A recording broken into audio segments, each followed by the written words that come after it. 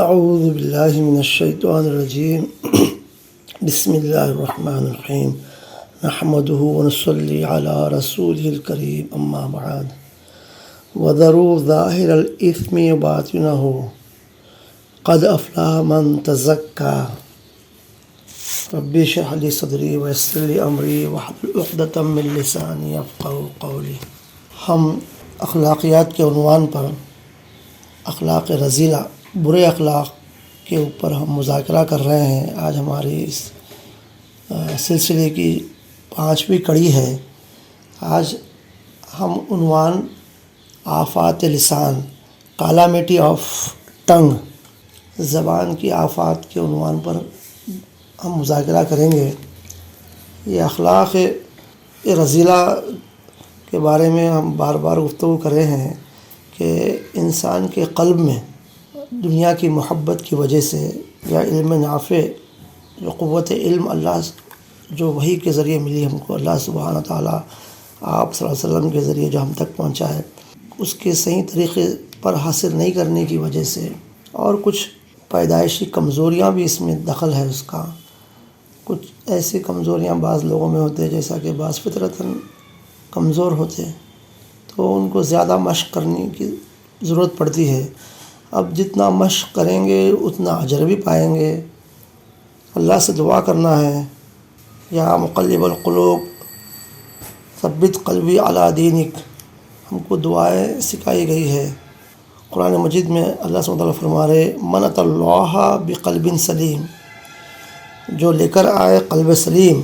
قلب سلیم برے اخلاق کو قلب سے ہٹانا اور قلب میں اچھے اخلاق کو پیدا کرنا، یہ قلب سلیم ہے۔ تو قلب سلیم حاصل کرنے کے لیے پہلے ہم اخلاق رذیلہ، برے اخلاق جو ہے اس کو ہم نکالنا چاہیے اپنے قلب سے۔ جیسا کہ عام طور پر زخم سے پھر پھوڑا بنتا، اب پھوڑے میں جو گندا مواد ہے اس کو دبا کر نکالنے سے، نشتر مارنے کے بعد ہی زخم سوکھتا ہو۔ تو ہمارے قلب میں برے اخلاق گھر کر گئے، اس پر نشتر کرنا ضروری ہے۔ تو اس سلسلے میں ہم آج جو گفتگو کر رہے ہیں آفات لسان کی۔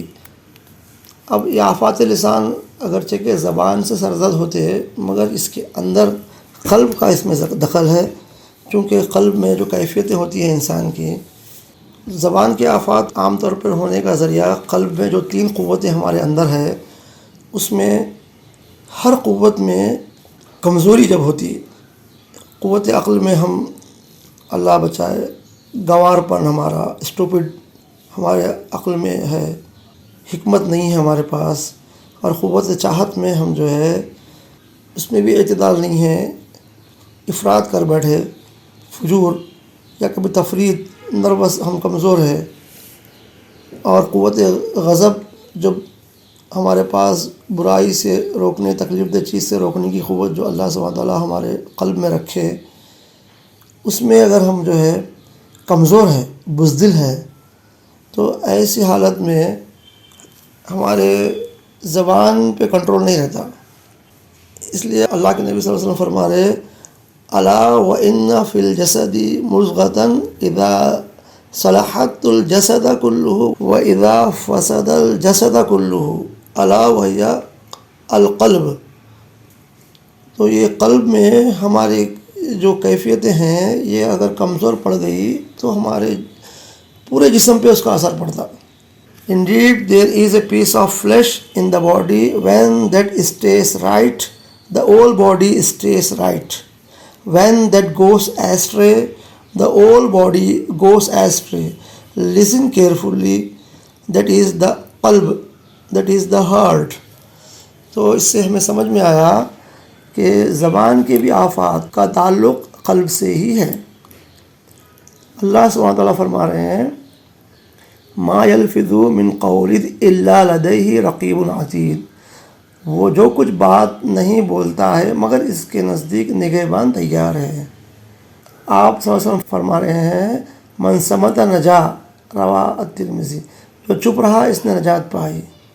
اب یہ تو زبان کی آفات سے بچنے کے لیے قرآن مجید کی ایک آیت اور ایک حدیث سنائی گئی۔ اب یہ آفات کی حقیقت کیا ہے؟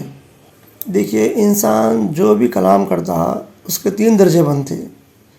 ایک مفید، جس میں کوئی دین یا دنیا کا فائدہ ہو. دوسرا کلام مضر، نقصان دہ، جس میں دین یا دنیا کا کوئی نقصان ہو. تیسرا کلام نہ مفید نہ مضر، جس میں نہ کوئی فائدہ ہو نہ نقصان. یہ تیسرے کلام کے بارے میں آپ صلی اللہ علیہ وسلم کی حدیث ہے، من حسن الاسلام المرء ترکہ ما لا یعنی، جس میں نہ کوئی فائدہ ہو نہ نقصان ہو. آدمی کے اسلام کا حسن یہ ہے کہ وہ ایسے باتوں کو چھوڑ دیتا ہے. مگر اہل علم جو تزکیہ نفس کے ماہر ہیں، ان کے نزدیک یہ لایانی چیزیں بھی مضر ہے. وہ کیسے؟ ہم اس کو چھوڑنا اس لیے ضروری ہے لایانی چیزوں کو. ایک تو اس کا حسن اسلام کا ہے کہ چھوڑ دیں اس کو، مگر مضر اس لیے بھی ہے، یہ اس لیے چھوڑنا بھی ضروری ہے کہ مضر کیوں بنتا. ایک اعتبار سے کہ جو لمحہ ہم لایانی باتیں کرتے ہیں، ان لمحہ ہم اللہ کا ذکر کر سکتے، اتنی لمحہ جو ہمارے لیے فائدہ ہے، قرآن کی تلاوت کر سکتے، غور و فکر کر سکتے. تو یہ اچھی چیز سے محرومی کا ذریعہ یہ لایانی چیزیں بن رہی، تو اس کا ترک کرنا ضروری ہے. یہ تو ہو گیا تیسرے قسم. اب جو پہلی قسم ہے جو مضر ہے، اس میں دیکھیں کیا کیا ہم سے زبان کی غلطی ہوتی ہے. ایک تو گالی گلوچ ہوتی ہے عام طور پر، ایک لعنت ملامت زبان سے نکلتی ہے، ایک دل لگی اور تمسخر ہوتا ہے، ایک بیماری چغل خوری ہوتی ہے، ایک بیماری جھوٹ ہمارے زبان سے نکلتی ہے، اور ایک بیماری ہم سے غیبت سرزد ہوتی ہے، اور ایک بیماری غیر ضروری لوگوں کی تعریف اپنے زبان سے نکلتی ہے. سامنے ہم مدح کرتے، خواہ مخواہ کسی کی تعریف کرتے رہتے ہیں ہم. یہ بھی ایک بیماری ہے. تو اب دیکھیں آپ، یہ جو بیماریاں ہو رہی ہیں ہم سے زبان کے ذریعے، اس کا تعلق قلب سے ہے. قلب میں ہمارے پاس قوت عقل میں کمی ہے، اور قوت غضب طاقت میں ہم بزدل کمزور ہے. قوت شہوت میں ہمارے پاس جو ہے اعتدال نہیں ہے، اس میں افراد کر بیٹھ رہے ہیں ہم. تو ایسے حرکتیں ہم سے سرزد ہوتی. عام طور پر بہادر جو آدمی ہوتا ہے زبان پر تو کنٹرول کرتا ہے وہ، الحمدللہ. گالی اور فحش کلامی سے مراد یہ ہے کہ ایسے کام جن کے اظہار سے آدمی شرماتا ہو، ان کو واضح اور کھلے الفاظ سے ظاہر کرنا. پھر اگر وہ واقعے کے مطابق ہو تو ایک گناہ گالی دینے کا ہے، اور اگر واقعے کے خلاف ہو تو دوسرا گناہ الزام تراشی کا بھی ہے، جیسے کسی شخص یا اس کی ماں بہن کی طرف کسی فعل حرام کی نسبت کرنا. حدیث شریف میں ہے مسلمان کو گالی دینا فسق ہے، اور اس سے قتال کرنا کفر ہے. اور ایک حدیث میں ہے جو شخص کسی شخص کو عیب لگانے کے لیے ایسی بات کہے جو اس میں نہیں، تو اللہ تعالیٰ اس کو جہنم کی آگ میں اس وقت تک روکے رکھیں گے جب تک کہ وہ اپنے کہے کی سزا نہ بھگت لیں. اور ایک حدیث میں ہے کہ آدمی بے شعوری میں زبان سے ایسی بات نکال بیٹھتا جو جہنم میں دھور پھینک دیا جاتا. بے جا زبان کا استعمال نہ کریں ہم. ایک اور بیماری دیکھیں، لعنت کرنے کی ہوتی ہے. لعنت کے معنی ہے کسی کو اللہ تعالیٰ کے رحمت سے دور یا غضب و قہر میں مبتلا یا دوزخی کہنا. بطور بددعا کے یہ کہنا کہ اس کو اللہ اپنے رحمت سے دور کرے، یا اس پر غضب الہی نازل ہو، یا دوزخ میں جائے. لعنت کے 3 درجے ہیں. ایک جن اعمال و خصائل پر قرآن مجید و حدیث شریف میں لعنت وارد ہوئی ہے، ان اوصاف عام کے ساتھ لعنت کرنا، جیسے لعنت اللہ علی الکافرین، یہ بالاتفاق جائز ہے. دوسری صورت، کسی مخصوص فرقہ ضالہ پر، گمراہ فرقے پر اس کے وصف ضلالت کے ساتھ لعنت کرنا. مثلا یہ کہنا ہے کہ یہود و نصارہ پر لعنت، یا روافض و خوارج پر لعنت، یا سود خوروں، شرابیوں وغیرہ پر لعنت، جس میں کسی شخص یا جماعت کی تعین خاص نہیں ہے. یہ صورت بھی جائز ہے. اب لعنت کی 2 صورتیں تو جائز ہوئی. ایک تیسری صورت یہ ہے کہ کسی خاص شخص زید، عمر، بکر، خالد XYZ پر، یا کسی جماعت خاص مثلا فلاں شہر کے رہنے والے یا فلاں قبیلے کے لوگ یا فلاں پیشے والے یا فلاں قوم پر لعنت سخت خطرناک معاملہ ہے۔ اس سے بڑی احتیاط لازم ہے، کیونکہ جن اعمال کی وجہ سے کوئی شخص لعنت کا مستحق ہوتا ہے، اول تو اس کی تحقیق کی کامل اکثر یقینی نہیں ہوتی کہ فلاں قوم یا فلاں شخص نے وہ اعمال کیے ہیں۔ اکثر اس میں بدگمانی یا غلط خبروں کو دخل ہوتا ہے، اور بلا تحقیق محض گمان پر لعنت کرنا حرام ہے۔ دوسرے، ان اعمال پر بھی لعنت کا مستحق اس وقت ہے جب یہ معلوم ہو جائے کہ اس نے توبہ نہیں کی اور آئندہ مرتے وقت تک بھی توبہ نہیں کرے گا۔ یہ تو ظاہر سی بات ہے، علم یقینی وحی کے علاوہ کوئی اور ذریعہ نہیں ہے، تو لہٰذا وحی تو آنا ختم ہو چکی ہے، تو اب ہم کسی خاص پر لعنت نہیں کر سکتے۔ اس لیے یہ حق صرف نبی اور رسول کو حاصل ہے۔ حدیث شریف میں ہے کہ جس شخص پر لعنت کی جاتی ہے، اگر وہ لعنت کا مستحق نہیں ہوتا تو یہ لعنت اس کہنے والے پر لوٹتی ہے، اور فرمایا کہ مومن پر لعنت کرنا ایسا گناہ ہے جیسے اس کو قتل کرنا۔ بخاری و مسلم۔ لعنت کے جو معنی ہیں اللہ کی رحمت سے دور۔ اب ہم کسی کو کہہ بیٹھ رہے ہیں کہ بھئی یہ فلاں شخص اللہ کی رحمت سے دور ہے، تو کیا ہم کو وہی آئی؟ نعوذ باللہ، اللہ ہم کو لعنت کرنے، ملامت کرنے سے بچائے۔ ہاں، جو جائز دو اس کے درجے ہیں اس کا استعمال ہم کر سکتے ہیں وقت کے اعتبار سے۔ تیسرا جو ہے خاص، ہم کو اس سے بچنا ہے، اللہ کہنے والے کو، سننے والوں کو اس سے بچائے۔ تیسری بیماری زبان کی دل لگی اور تمسخر کرنا۔ قرآن کریم میں ہے لا یسخر قوم من قوم عسیٰ ان یکونوا خیرا منہم ولا نساء من نساء عسیٰ ان یکن خیرا منہن۔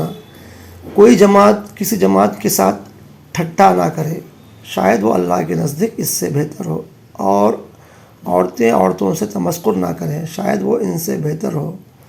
تمسخر کے معنی یہ ہیں کسی کی اہانت و تحقیر اور اس کے عیب کا اظہار اس طرح کیا جائے جس سے لوگ ہنسے یا دل لگی کریں، جس سے دوسرے کو ایذا پہنچے۔ اس میں بہت سی صورتیں داخل ہیں، مثلاً کسی کے چلنے پھرنے، اٹھنے بیٹھنے، بولنے ہنسنے وغیرہ کی نقل اتارنا، یا قد و قامت، شکل و صورت کی نقل اتارنا، اس کے کسی قول و فعل پر ہنسنا، آنکھ یا ہاتھ پیر کے اشارے سے اس کے عیب کا اظہار کرنا۔ رسول اللہ صلی اللہ علیہ وسلم نے فرمایا جو لوگ دوسرے لوگوں کا مذاق اڑاتے ہیں، آخرت میں ان کے لیے جنت کا دروازہ کھولا جائے گا اور اس کی طرف بلایا جائے گا۔ جب وہ سرکتا سسکتا ہوا وہاں تک پہنچے گا تو بند کر دیا جائے گا۔ اسی طرح برابر جنت کے دروازے کھولے اور بند کیے جائیں گے، یہاں تک کہ وہ مایوس ہو جائے گا اور بلانے پر دروازے جنت کی طرف نہ جائے گا۔ اللہ بچائے۔ ایک موقع پر آپ صلی اللہ علیہ وسلم کی مجلس میں کسی ایک صحابی کی ہوا خارج ہو گئی، فالٹ۔ ابھی شروع کے دنوں میں یہ واقعہ پیش آیا تھا کہ ہنسی آ گئی، لوگ ہنس پڑے، تو آپ صلی اللہ علیہ وسلم فرمائے جو کام تم سب خود بھی کرتے ہو اس پر کیوں ہنستے ہو؟ بعض لوگ ناواقفیت یا غفلت سے تمسخر کو مزاح، خوش طبعی میں داخل سمجھ کر اس میں مبتلا ہو جاتے ہیں، حالانکہ دونوں میں بڑا فرق ہے۔ مزاح جائز جو آپ صلی اللہ علیہ وسلم سے بھی ثابت ہے، اس کی شرط یہ ہے کہ اس میں کوئی بات خلاف واقعہ زبان سے نہ نکلے اور کسی کی دل آزاری نہ ہو، کسی کا دل نہ دکھے، اور وہ بھی مشغلہ اور عادت نہ بنے، کبھی کبھی اتفاقاً ہو جائے، اور جس تمسخر میں مخاطب کی دل آزاری یقینی ہے، دل دکھنا یقینی ہے، ہرٹ ہونا یقینی ہے، وہ باجماع حرام ہے۔ اس کو مزاح جائز میں داخل سمجھنا گناہ بھی ہے اور جہالت بھی۔ ایک اور بیماری زبان کی چغل خوری ہے۔ چغل خوری کسی کا عیب یا ایسا قول و فعل جس کو وہ چھپانا چاہتا ہے، دوسروں پر ظاہر کرنا چغلی ہے۔ چغلی کبیرہ گناہ ہے۔ پھر اگر وہ عیب واقعی اور صحیح بات ہے تو صرف چغلی کا گناہ ہوگا، اور اگر واقعی کے خلاف ہے یا اپنی طرف سے اس میں کچھ کمی زیادتی یا برے عنوان، برے طرز سے نقل کیا تو افطرا و بہتان بھی ہے۔ الزام لگانا، جو بہتان بہت بڑا گناہ ہے، تو مستقل کبیرہ گناہ ہے، اور جس کی طرف سے چغلی کی گئی اگر اس کے کسی عیب کا اظہار ہے تو غیبت بھی ہے، جو تیسرا کبیرہ گناہ ہے۔ غیبت اور چغلی میں فرق ہے۔ غیبت جو ہے کسی کی برائی کرنا، ہم پیٹھ پیچھے اس کو برا بھلا کہنا، یہ غیبت ہے۔ چغلی میں عام طور پر یہاں کی بات وہاں جا کے لگانا، اور اس میں مبالغہ کرنا۔ مبالغہ اگر ہوتا ہے چغلی میں، چغلی خود کبیرہ گناہ ہے تو غیبت بن جاتی ہو۔ ایک اور بیماری جھوٹ ہے۔ جھوٹ عام طور پر مسلمانوں سے، اللہ بچائے، کہنے والے کو سننے والوں کو، کہ بہت زیادہ آج کل جھوٹ میں مبتلا ہو رہے ہیں۔ حالانکہ ایک حدیث میں آیا ہے، خلاصہ اس کا یہ ہے، آپ صلی اللہ علیہ وسلم برائی کی شدت بتانے کے لیے آپ صلی اللہ علیہ وسلم فرما رہے ہیں کہ مومن سے زنا ہو سکتا، مومن شراب پی سکتا، مگر مومن جھوٹ نہیں بول سکتا، کیونکہ جھوٹ بولنا شجاعت، بہادری کے خلاف ہے۔ جو بزدل آدمی ہوتا ہے، جس کے قوت غضب میں کمی ہے اور اس کی چاہت میں جو ہے بے احتیاطی ہے، قوت چاہت میں، تو ایسا آدمی جھوٹ کا استعمال کرتا۔ اتنا بڑا گناہ ہے جھوٹ کہ مومن کی صفت ہی نہیں ہے، منافق کی نشانیوں میں سے ایک نشانی جھوٹ ہے۔ تو مومن سے زنا ہو سکتا، شراب پی سکتا مومن، جھوٹ نہیں بول سکتا۔ تو یہاں پر جو ہے اللہ بچائے، ہم شراب سے بچتے، زنا سے بچنے کی کوشش کرتے، بچتے بھی ہیں، مگر جھوٹ پہ کنٹرول نہیں ہے، ہوش بھی نہیں ہے کہ ہم جھوٹ بول رہے ہیں۔ ہم کو فرض عین ہے جھوٹ سے بچنا۔ قرآن مجید میں حکم ہے وَاجْتَنِبُوا قَوْلَ الزُّورِ، جھوٹ بات سے کنارہ کش رہو۔ رسول اللہ صلی اللہ علیہ وسلم فرما رہے ہیں علیکم بالصدق وإیاکم والکذب، ہمیشہ سچ بولو اور جھوٹ مت بولو، متفق علیہ۔ خلاف واقع بات کہنا بھی جھوٹ ہے۔ اور ایک اور جھوٹ کی تفصیل میں یہ بھی آیا ہے کہ جو بات بنا تحقیق کی ہو، جیسے سنے ویسی بات پہنچا دے، تو یہ بھی جھوٹ میں شمار ہے۔ کفا بالمرء کذبا ان یحدث ما سمع لہ، کہ آدمی کے جھوٹا ہونے کے لیے کافی ہے کہ جو سنے وہ بات آگے پہنچا دے۔ تو بلا تحقیق کی بات کرنا بھی جھوٹ ہے۔ رسول اللہ صلی اللہ علیہ وسلم نے فرمایا جھوٹ بولنے سے بچو کہ جھوٹ اور فجور ساتھ ساتھ ہیں اور یہ دونوں جہنم میں ہیں، اور فرمایا جھوٹی شہادت 3 مرتبہ شرک کے برابر ہے، اللہ بچائے۔ جھوٹی شہادت 3 مرتبہ اگر کوئی آدمی دیتا ہے تو شرک کرنے کے برابر ہے۔ اس حدیث شریف میں ہے کہ رسول اللہ صلی اللہ علیہ وسلم نے فرمایا میں نے خواب دیکھا کہ ایک شخص بیٹھا ہوا ہے اور دوسرا کھڑا ہے، اس کے ہاتھ میں لوہے کا ایک زنبور ہے، ایک آلہ ہے جس کے اگلے سرے مڑے ہوئے ہیں، اور اس بیٹھے ہوئے کے گلے کو چیر رہا ہے یہاں تک کہ گدی تک جا پہنچتا ہے، پھر وہ گلا درست ہو جاتا ہے، پھر اس کے ساتھ ایسا ہی کرتا ہے۔ میں نے اپنے ساتھی جبرائیل علیہ السلام سے پوچھا تو کہا کہ وہ شخص جھوٹا ہے، اس کے ساتھ قیامت تک یوں ہی کرتے رہیں گے۔ اللہ ہم کو جھوٹ بولنے سے بچائے، آمین۔ غیبت ایک اور زبان کی آفت ہے، غیبت۔ وَلَا يَغْتَبْ بَعْضُكُمْ بَعْضًا، یہ اللہ سبحانہ وتعالیٰ کا حکم ہے جو فرض عین ہے اس پہ عمل کرنا، اور کوئی کسی کی غیبت نہ کرے۔ رسول اللہ صلی اللہ علیہ وسلم نے فرمایا الغیبۃ اشد من الزنا، غیبت زنا سے سخت تر ہے۔ کسی کی پیٹھ پیچھے اس کی ایسی بات کہنا کہ اگر وہ سنے تو اس کو ناگوار برا معلوم ہو، اگرچہ وہ بات اس کے اندر موجود ہی ہو، اور اگر وہ بات اس میں نہیں، وہ غیبت سے بڑھ کر بہتان ہے۔ اسی طرح کسی کی نقل اتارنے سے، مثلا آنکھ دبا کر دیکھنا، لنگڑا کر چلنا بھی غیبت ہے، بلکہ یہ زیادہ برا ہے۔ غیبت کا مذموم ہونا، برا ہونا قرآن و حدیث سے ظاہر ہے۔ اس کی مضرت دین و دنیا دونوں میں ہے، اس کا نقصان دین و دنیا دونوں میں ہے۔ دنیا کا نقصان تو یہ ہے کہ اس سے باہمی تشویش و نا اتفاقی ہوتی ہے، آپس میں فساد ہوتا ہے، اور دین کا نقصان یہ ہے کہ قیامت کے دن غیبت کرنے والے کی نیکیاں اس کو مل جائیں گی جس کی غیبت کی تھی، اور وجہ اس کی یہ ہے کہ غیبت حق العبد ہے، جب وہ معاف کرے گا تب معاف ہوگا، یعنی غیبت بندے کا حق ہے۔ غیبت گناہ جاہی ہے، یعنی حب جاہ سے پیدا ہوتی ہے۔ غیبت حب جاہ کا بھی ذکر انشاءاللہ آگے آئے گا۔ شہرت کی خواہش، اس کے ضمن میں اختصار کے ساتھ اس پہ گفتگو کریں گے انشاءاللہ۔ تو یہ جو بیماری ہے قلب میں حب جاہ کی، اس وجہ سے بھی انسان کے ساتھ غیبت کی عادت پڑ جاتی ہے۔ اس کے بعد ندامت نہیں ہوتی بلکہ فخر کرتا ہے، جو موجب عجب ہوا۔ غیبت کر کے اگر کوئی آدمی فخر کرا تو خود پسندی میں مبتلا ہو گیا، اس کو برا نہیں سمجھا تو، کیونکہ عام طور پر غیبت اتنا کر رہے ہیں، ہم اتنے عادی ہو گئے کہ ہم کو اپنے آپ پر شرم بھی نہیں آ رہی۔ ایک اور گناہ میں مبتلا ہو رہے ہیں جو خود پسندی ہے، وہ خود اپنے اندر کبیرہ گناہ ہے، اور عجب اس میں لازم ہے، کیونکہ غیبت آدمی جبھی کرتا ہے جب کہ اپنے آپ کو پاک سمجھے۔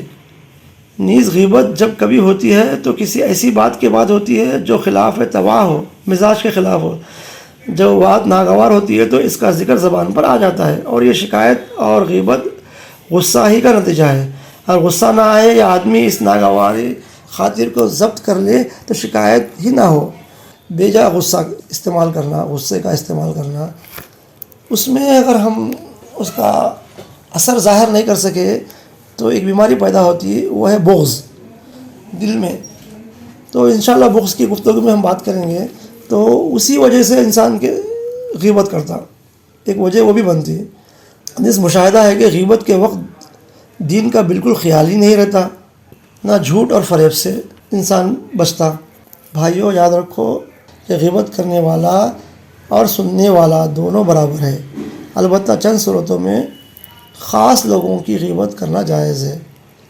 نمبر 1، مظلوم شخص ظالم کی شکایت اگر افسر اعلیٰ تک پہنچائے اور اپنے اوپر سے ظلم دفاع کرنے کی نیت سے اس کے مظالم بیان کرے تو گناہ نہیں، البتہ ظالم کی عیوب ایسے لوگوں سے بیان کرنا جنہیں اس کو سزا دینے یا مظلوم کے اوپر سے ظلم رفع کرنے کی طاقت نہ ہو، بستر غیبت میں داخل اور حرام ہے۔ یہ جو صورت ہے اس کا قرآن مجید میں بھی ہم کو ذکر ملتا، لا يحب الجہر بالسوء الا من ظلم۔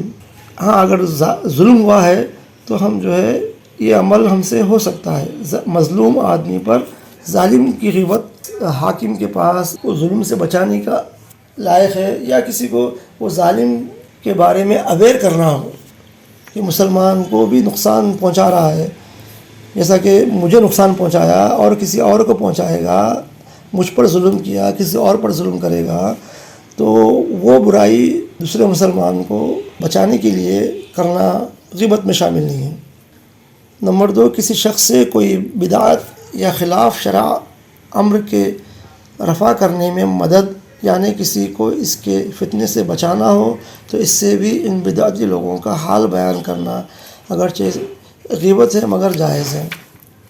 مفتی سے فتویٰ لینے کے لیے استفسار میں امر واقعی کا اظہار کرنا بھی جائز ہے، اگرچہ اس اظہار حال میں کسی کی غیبت ہوتی ہو۔ اگر کوئی شخص کسی سے نکاح یا خرید و فروخت کا معاملہ کرتا ہے اور تم کو علم ہو کہ اس معاملے میں ناواقفیت کی وجہ سے اس کا نقصان ہوگا تو اس کو نقصان سے بچانے کے لیے اس کا حال بیان کر دینا بھی جائز ہے۔ اگر کوئی شخص کسی ایسے نام ہی سے مشہور ہو گیا جس میں عیب ظاہر ہو، مثلا کانا، لنگڑا، تو اس نام سے اس کا پتہ بتلانا غیبت میں داخل نہیں ہے۔ پھر بھی اگر دوسرا پتہ بتلا سکتے ہو تو بہتر ہے تاکہ غیبت کی صورت بھی پیدا نہ ہو۔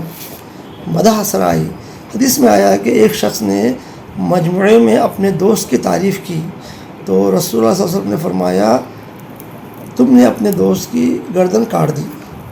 مطلب یہ ہے کہ اس کے نفس میں خودی اور بڑائی پیدا کر کے اس کو ہلاک کر دیا۔ دوم، اپنی تعریف سن کر نفس پھولتا ہے اور اعمال خیر میں سست پڑتا ہے۔ حدیث میں آیا ہے کہ مسلمان بھائی کو کند چھری سے ذبح کر دینا اس سے بہتر ہے کہ اس کے منہ پر اس کی تعریف کی جائے، حالانکہ یہ اس کی ہلاکت و تباہی کی جڑ ہے۔ اب دیکھیں، اب تعریف ہم کر رہے ہیں کسی کے سامنے تو ہم گنہگار اس لیے بن رہے ہیں کہ جس کی تعریف کر رہے ہیں وہ اس کے قلب میں بیماریاں پیدا ہو رہے ہیں، تو ہم بیماریوں کے پیدا کرنے کا ذریعہ ہم بن رہے ہیں، تو اس لیے ہم کبیرہ گناہ کے مرتکب ہو رہے ہیں۔ ہاں اللہ ماشاء اللہ استثناء بھی ہے اس میں، بعض ایسے بندے جو بہت ہی قابل ہو اور جو اپنے قلب پہ کنٹرول رکھتے ہو، کسی شرعی عذر کی بنا پر ان کی تعریف ان کے سامنے کی جا سکتی ہے، مگر یہ بہت ہی باریک ہے، لہٰذا جو ہے عام طور پر ہم سامنے تعریف نہ کریں۔ حضرت ابوبکر صدیق رضی اللہ عنہ جب نفر عام ہوا تھا جنگ تبوک میں، تو آپ پورا لے کر آ گئے، جو کچھ تھا آپ صلی اللہ علیہ وسلم قبول کر لیے، اور ایک اور شخص پورا لے کر آ گئے، آپ صلی اللہ علیہ وسلم وہ واپس پھینک کر مارے، واپس کر دیے، 2-3 دفعہ منہ پھیرے تو وہ شخص نہیں سمجھے آپ کے اشارے کو، چوتھی دفعہ جب پیش کرے، انڈے کی شکل میں سونا تھا، ابوبکر صدیق جیسا لائے ویسا لے کر آئے تھے، مگر وہ ابوبکر صدیق کے معیار کے نہیں تھے، تو آپ صلی اللہ علیہ وسلم وہ واپس پھینک کے لوٹا دیے ان کو۔ جو اپنے قلب پر کنٹرول رکھے، مزکی ہو، ان کی تعریف کرنا مذائقہ نہیں ہے۔ اکثر دنیا دار مسلمانوں کی عادت ہے کہ وہ مالدار اور صاحب جاہ لوگوں کی تعریف کرتے ہیں، اس میں اکثر باتیں ایسی بیان کی جاتی ہیں جو واقعے کے خلاف ہوتی ہیں، یہ واضح طور پر جھوٹ اور کبیرہ گناہ ہے۔ دوسری، محبت کا لمبا چوڑا اظہار کرتے ہیں، حالانکہ دل میں خاک بھی محبت نہیں ہوتی، اور یہ واضح ریا اور نفاق ہے جو گناہ کبیرہ ہے۔ اٹکل کے تیر چلاتے جاتے ہیں، اور جو بات یقینی طور پر معلوم نہیں، محض تخمیناً اور گمان کی بنا پر ان کو واقعی ظاہر کیا جاتا ہے، مثلا یہ کہ آپ بڑے متقی ہیں، نہایت منصف ہیں، حالانکہ تقوی کا تعلق قلب سے ہے۔ رسول اللہ صلی اللہ علیہ وسلم نے فرمایا، کسی کی تعریف کرنی ہو تو یوں کہے کہ میرا گمان ہے کہ آپ ایسے ہیں، اس لیے کہ اندازے سے کوئی بات کرنا اور یقینی بنانا کسی طرح بھی جائز نہیں۔ اگر ظالم اور فاسق کی تعریف کی جاتی ہے اور وہ تعریف سے خوش ہوتا ہے تو فاسق کو خوش کرنے والا مدح بھی فاسق اور نافرمان ہوا۔ حدیث میں آیا ہے، فاسق کی تعریف سے حق تعالیٰ کا عرش کانپ اٹھتا ہے، اللہ بچائے۔ تو دیکھیں، اب زبان کی بیماریوں میں تعریف کرنا کوئی معمولی بیماری نہیں ہے۔ اگر ہم ظالم کی تعریف کر بیٹھے، عام طور پر یہ ہم جو سیاست دان اور یہ پولیس کے افسران، حکمران، علماء اکرام، اللہ بچائے، جو دربار میں اٹھتے بیٹھتے علماء ہیں، اللہ بچائے، کہ ان سے یہ ہو جاتا ہے مجبوراً، کیونکہ آپ دربار میں جب جا کے بیٹھو گے، آپ اللہ کہنے والے کو سننے والوں کو بچائے۔ اب ظاہر سی بات ہے، دربار میں جب بیٹھے، ہم درباری ہوئے تو اہل دربار کی تعریف تو کرنی پڑتی ہے۔ اب وہ ظاہر سی بات ہے، وہ دربار جس کا ہے وہ ظالم اور فاسق ہی ہے، چاہے وہ حکمران ہو یا موجودہ نظام کا سیاست دان ہو یا موجودہ نظام کا کوئی افسر ہو۔ تو اس وقت تعریف اگر ہمارے زبان سے نکلتی ہے، حدیث کا خلاصہ ہے کہ اللہ سبحانہ تعالیٰ کا عرش کانپ اٹھتا ہے۔ ان امور مذکورہ بالا کے علاوہ اور بھی بہت سی آفتیں، بیماریاں ہیں، نقصانات ہیں، مثلا خلاف شرع باتیں کرنا، ناحق بحث مباحثہ کرنا، جھگڑا کرنا، کلام میں بناوٹ اور تکلف کرنا، کسی کا راز ظاہر کرنا، کسی کی زیادہ خوشامد کرنا، ذات و صفات میں محض اندازے پہ گفتگو کرنا، علماء سے فضول مسائل پوچھنا، یہ سب زبان کی بیماریاں ہیں۔ اب اس کا علاج کیا ہے؟ دیکھیں آپ، حدیث میں ہے، جب صبح ہوتی ہے تو تمام اعضاء بدن زبان سے خوشامد کر کے کہتے ہیں کہ تو ٹھیک رہنا، اگر تو ٹھیک رہی تو ہم بھی درست رہیں گے، اور اگر تو بگڑی تو ہم سب بگڑیں گے۔ لہٰذا لازم ہے کہ ہر ممکن طریقے سے زبان کی حفاظت کریں اور ان باتوں کی سختی سے پابندی کریں، بولنے میں احتیاط کریں، بغیر سوچے کوئی بات نہ کیا کریں، اگر کوئی بات خلاف شریعت ہو جائے تو فوراً خوب توبہ کریں، اگر کسی کو گالی دی ہو یا کسی سے مذاق کیا ہو یا چغلی یا غیبت کی، توبہ کے بعد اس سے بھی معافی مانگنے کی ضرورت ہے، اور جن لوگوں کے سامنے چغلی یا غیبت کی تھی ان کے سامنے اس کی مدح و ثنا بھی کریں، تعریف کریں جا کے، اور پہلی بات کا غلط ہونا ظاہر کریں، اور اگر وہ بات سچی ہے تو کہہ دیں کہ بھائی مجھے خود اس بات پر اعتماد نہیں رہا، یہ توریہ ہوگا۔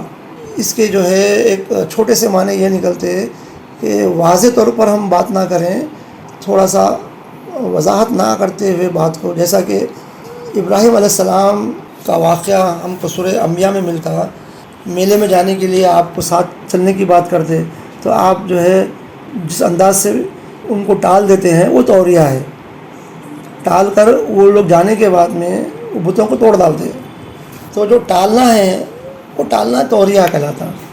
اگر وہ بات سچی ہے تو کہہ دیں کہ بھائی مجھے خود اس بات پر اعتماد نہیں رہا، یہ توریہ ہوگا، کیونکہ سچی بات پر بھی اعتماد قطعی بغیر وحی کے نہیں ہو سکتا، اور اگر کسی وجہ سے معاف کرانا دشوار ہو تو اس کا چھوٹا درجہ یہ علاج میں ہے کہ اس شخص کے لیے اور اس کے ساتھ اپنے لیے استغفار کرتے رہے، دعا کرتے رہے، اس طرح اللہم اغفر لنا ولہ، اے اللہ ہمارے اور اس کی مغفرت فرما۔ اکثر اوقات زبان کو ذکر اللہ اور تلاوت میں مشغول رکھیں، جس کو جو آسان ہو، جو بات کریں سوچ کر کریں۔ اس کا علاج یہ ہے، یعنی بات کرنے سے پہلے تھوڑی دیر تأمل کرنا اور سوچنا کہ اس بات سے اللہ تعالیٰ جو کہ سمیع و بصیر ہے ناخوش تو نہ ہوں گے۔ انشاءاللہ تعالیٰ کوئی بات گناہ کے منہ سے نکلے گی، اور اگر پھر بھی طبیعت میں ایسی بات کرنے کا تقاضا ہو تو اس وقت ہمت سے کام لیں، اور اگر کوئی بات ایسی منہ سے نکل جائے تو تدارک اس طرح کریں جیسا کہ طریقہ کار میں بیان ہوا ہے۔ روزانہ شام میں ہم وقت نکال کر بیٹھیں، مراقبہ اس کا نام ہے، مگر اب ناموں میں لوگ جو ہے غلط مطلب نکال رہے ہیں۔ اب ایک سوئی سے بیٹھیں اور اپنا حساب لیں، محاسبہ کریں، دن بھر کیا گفتگو ہوئی، کس کس سے ملاقات ہوئی، کیا کیا میرے اعمال زبان کے ہوئے، اس کا محاسبہ کریں، کر کے جو ہے اب جو غلطیاں ہوئے اس سے رجوع کر لیں، اللہ سبحانہ تعالیٰ سے توبہ استغفار کریں، اور جن اشخاص کے ساتھ زیادتی ہوئی ہے، خاص کر کے غیبت کے معاملے میں، تو اس کا ازالہ کرے، ملاقات کرے ان سے، جو طریقہ کار ہے اس پہ عمل کرے، اور ان سے معافی مانگے، ان کے لیے دعا کریں، اور ان کے سامنے رکھ دے کہ پھر مجھ سے غلطی ہو گئی، یہ ندامت سے اپنا غرور تکبر بھی ختم ہوتا۔ یہ علاج کی خوبی یہ ہے، قلب کی بیماریاں، حب الدنیا سے جڑے ہوئے تمام قلب کی بیماریاں، حب الدنیا بھی قلب کی بڑی بیماری ہے، المرض، مدر آف آل ڈیسیزز، تو اس کا ایک علاج کرو، دوسرا علاج بھی ہوتے رہتا ساتھ میں، اور ایک بیماری میں مبتلا ہو دوسری بیماری پکڑتے رہتی ساتھ میں۔ اللہ تعالی ہم کو بچائے۔ یغفر اللہ لنا ولکم العافیہ۔ السلام علیکم۔